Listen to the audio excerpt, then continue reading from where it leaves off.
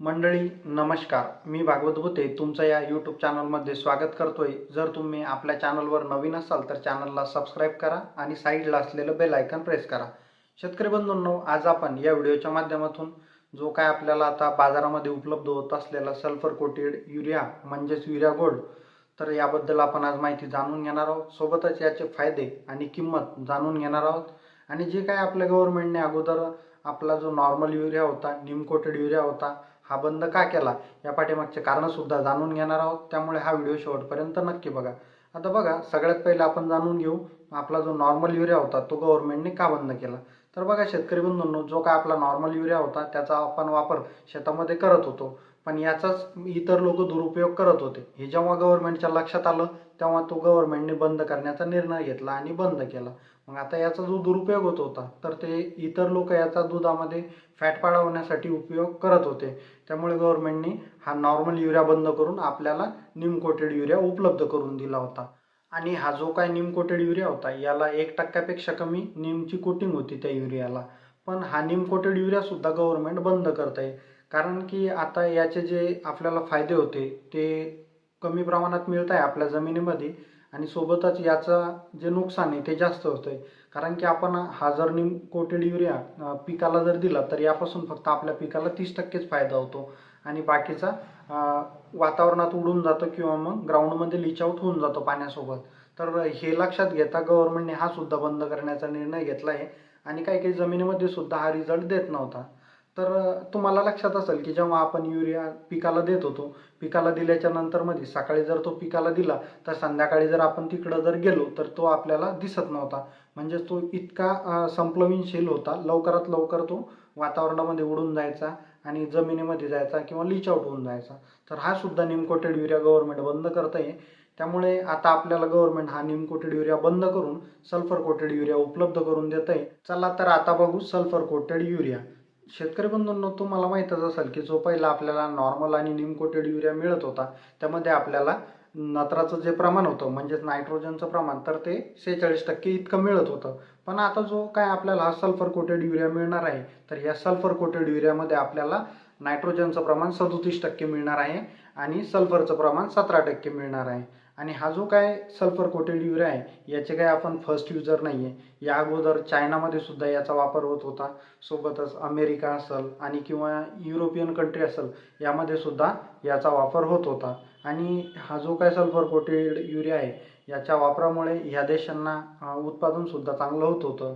हेच लक्षात घेता गव्हर्नमेंटने आपल्याकडे हा सल्फर कोटेड युरिया आणण्याचा निर्णय घेतलेला आहे.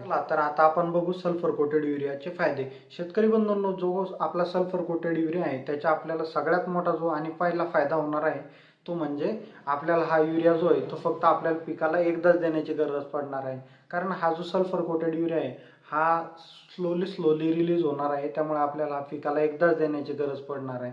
जो काय आपण अगोदर 3-3, 4-4 वेळेस देत होतो तसा आपल्याला 3-3, 4-4 वेळेस देण्याची गरज हा सल्फर कोटेड युरिया पडणार नाही. कारण हा स्लोली रिलीज होत असल्यामुळे हा कंटिन्युअसली आपल्या पिकाला आवश्यक तेवढा नायट्रोजन सप्लाय करणार आहे. त्यामुळे आपल्याला हा पिकाला एकदाच देण्याची गरज पडणार आहे. आणि आपण एका पिकाला एकदा जर दिला तर हा आपल्याला पिकाला जवळपास 4 महिन्यापर्यंत उपलब्ध होणार आहे. त्यामुळे हा आपल्याला एकदाच देण्याची गरज पडणार आहे. आणि हा युरिया एकदाच देण्याची गरज पडत असल्यामुळं आपला टाईमसुद्धा वाचणार आहे, पैसासुद्धा वाचणार आहे. त्यामुळे हा सगळ्यात मोठा फायदा आपल्याला हा सल्फर कोटेड युरियाचा होणार आहे. आता हा फायदा फक्त आपल्या एकट्याचाच होत नाही आहे, तर हा फायदा गव्हर्नमेंटचा सुद्धा होणार आहे. कारण की गव्हर्नमेंटला युरियावरती सगळ्यात मोठी सबसिडी द्यावी लागत होती. त्यामुळे गव्हर्नमेंटचा सुद्धा यामध्ये फायदा होणार आहे. आता जो काय आपल्याला दुसरा फायदा होणार आहे तो म्हणजे आपली उत्पादनात वाढ होणार आहे. आता आपली उत्पादनात वाढ कशी होणार आहे शेतकरी बंधूंनो, आपण काय करतो की जे काय आपले फक्त प्रायमरी न्यूट्रिएंट्स आहे म्हणजेच नायट्रोजन, फॉस्फरस आणि पोटॅश यांच्याकडेच जास्त फोकस करतो आणि NPKच देण्याचा प्रयत्न करतो.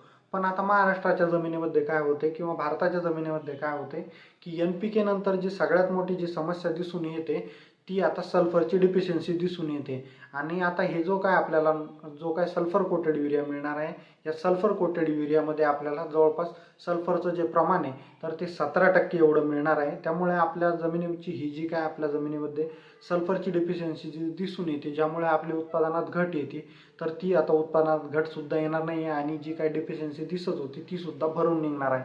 त्यामुळे आपली उत्पादनात चांगली वाढ होणार आहे.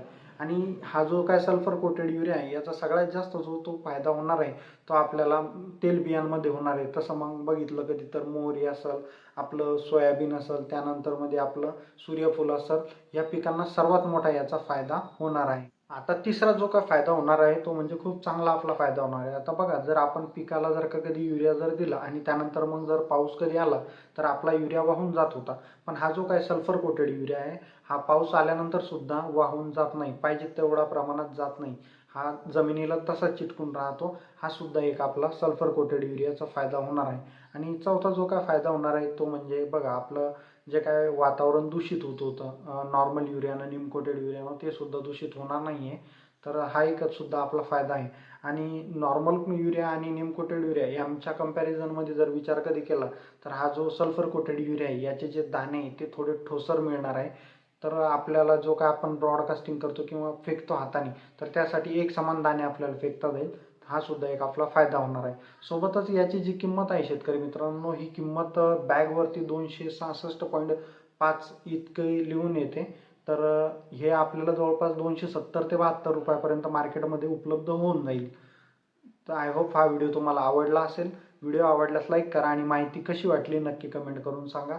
चला भेटूया पुढच्या भागात. जय जवान जय किसान.